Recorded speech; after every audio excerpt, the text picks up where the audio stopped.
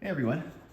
So we're up at the hangar now after the wiring of this GSM controller, and we'll show you how it works in, I guess, in the field and why we have it. So I'm just standing on the wing here of our Piper Cherokee, and we have the Tannis heating system on, and you can see I've already phoned in, texted in the commands. That's running right now, and that's going to be running for whatever amount of time you ask it to run for to heat up your engine.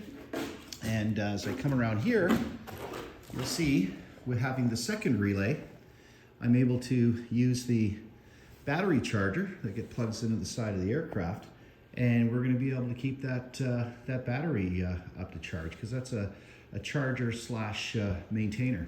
So let's just take a peek in here, and I'll show you this Garmin avionics suite and why we want to take care of this. It's just doing its self-test. It won't have any terrain, that's for sure.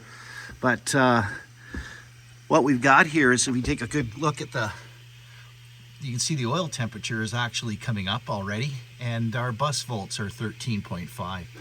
So it'd be nice to have a little heater in here to keep this stuff warm. These avionics suites are extremely expensive.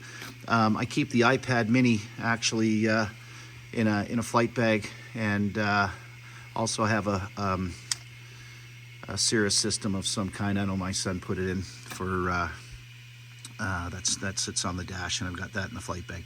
So there you have it. That's how that works. Recommend this system to anybody that wants to just focus on flying instead of sitting around a hangar. You can see the timer's off now. It's done its cycle, and the light is off. Not available. And of course that's doing its test, and I'm sure everybody loves the fuzzy dice. So there you have it. That's the GSM relay, remote relay, working off the cellular network, and that's how I've applied the technology and how it works for me. So hope you enjoyed that.